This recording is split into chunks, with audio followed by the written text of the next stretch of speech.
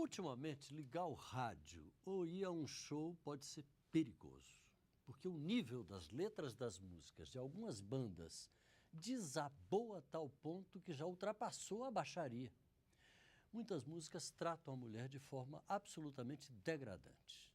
E foi por isso que a então vereadora Tia Aeron, então no PFL da Bahia, elaborou um projeto na Câmara de Vereadores de Salvador que terminou virando lei, proibindo a contratação pelos órgãos públicos de bandas ou de cantores que incentivem a violência contra a mulher.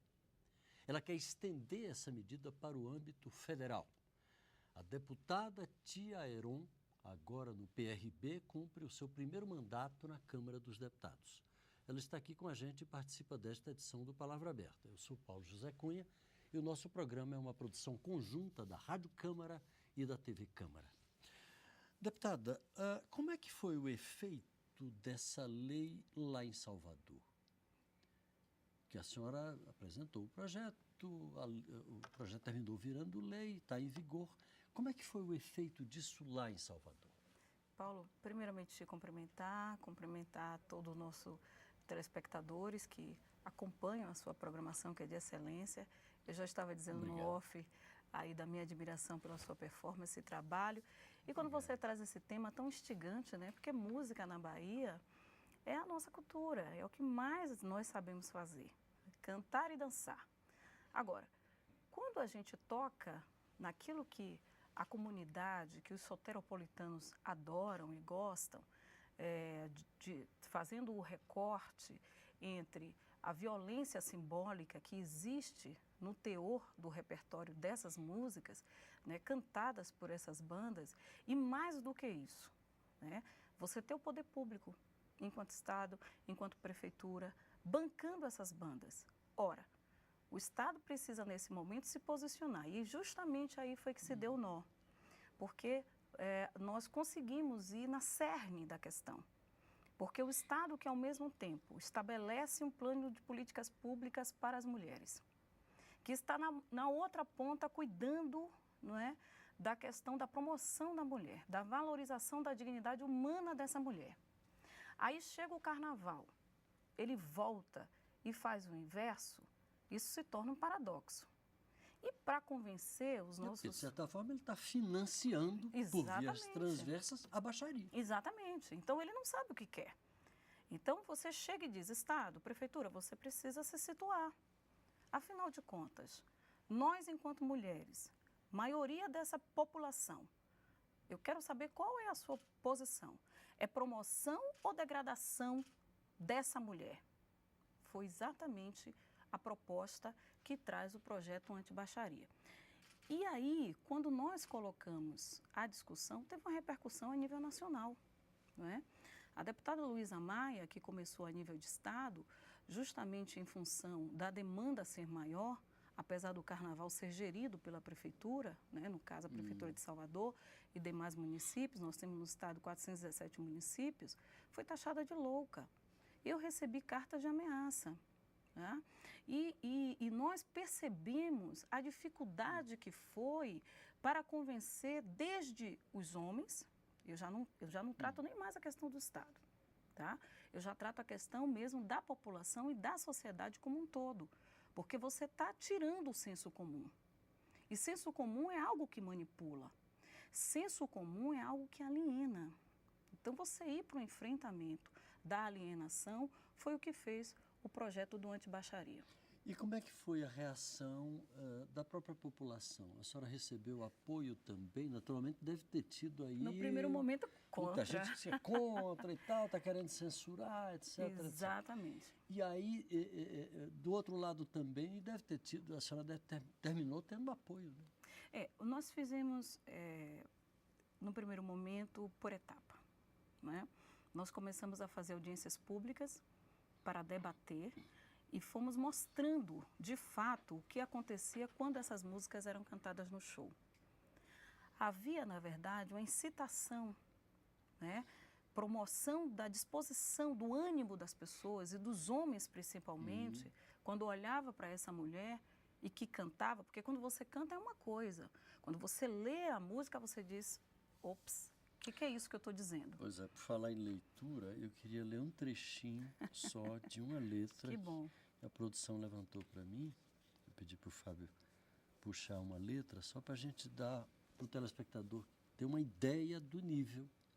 É uma letra de uma banda muito conhecida, não vou citar o nome aqui, porque também ninguém está afim para promover esse tipo de coisa, não. E diz assim: jogaram uma bomba no cabaré. Voou para todo canto pedaço de mulher.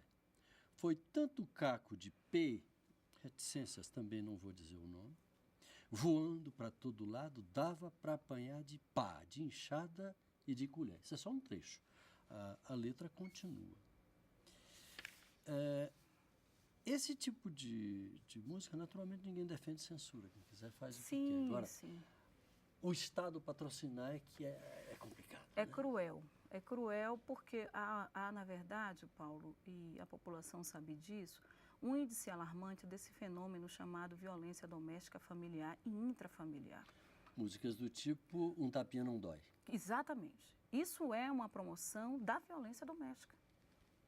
Contrário àquilo que o Estado o tempo todo estava fazendo, ele vem o ano todo, né, tratando de políticas públicas para as mulheres, né, o movimento social não aponta, fazendo todo esse engajamento, para no final do ano, ou início do ano, como é o Carnaval, você vê o Estado bancando, ou qualquer outra festa, como festas juninas, que lá é muito comum, por conta da cultura nordestina, né, você vê o Estado aí financiando esse tipo de banda com músicas que vai diretamente ao encontro de meninas, inclusive. Né? Quer dizer, o olhar desse homem, culturalmente, já é de patriarcal, de dominador, não é? Já é daquele homem agressivo, aonde nós não temos uma cultura do bom trato, o homem que viveu na sua família condições difíceis, que viu o tempo todo sua mãe, suas irmãs, e teve, portanto, suas filhas e, consequentemente, a sua mulher, né, na constituição da sua nova família, práticas que ele viveu no passado no âmbito familiar. Deputada, a senhora acredita que vai conseguir apoio aqui na Câmara Federal? Uma coisa é trabalhar numa Câmara Municipal, como foi o seu caso lá em Salvador. Aqui, um colegiado muito mais amplo, 513 deputados junto com a senhora. Como é que a senhora pretende trabalhar esse tema aqui? Olha, Paulo, quando a gente conseguir os apoios necessários, é verdade, senão o projeto não anda. Nós não conseguimos se os nossos pares também não forem convencidos. Como hoje essa casa já trata a questão da violência doméstica no seu devido lugar, eu só lamento apenas... A aprovação da Lei Maria da Penha foi um grande avanço. E você lembra que quando ela foi aqui discutida, se dizia que era uma coxa de retalhos, né? Ora, para que mulher quer esse privilégio e essa prerrogativa de ter a lei? Vamos fazer a lei também do João, era isso que se dizia, tá? Mas nunca foi a máxima. Por mais que esse assunto seja debatido, esgotado, e a gente vê hoje nas manchetes até de jornais, da imprensa toda, quando se diz que apesar da Lei 11.340/2006, que é a Lei Maria da Penha, né, está hoje em total vigor, ainda que essa turma, a sexta turma recursal, tentou inviabilizar, diminuindo a pena, eu penso que você lembra disso, nós conseguimos, através de uma movimentação, se manter.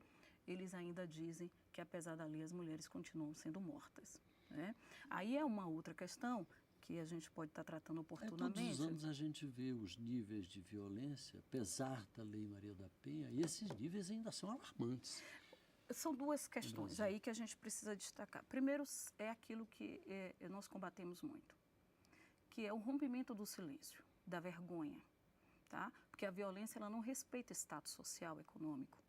Essa mulher ela pode ser uma empregada doméstica negra, a uma mulher que tem a sua independência, entre aspas, mas que ela vive com esse marido, com seus filhos, sofrendo esse tipo de humilhação, tomando empurrão, tapa na cara, não é, diante da família e dos vizinhos.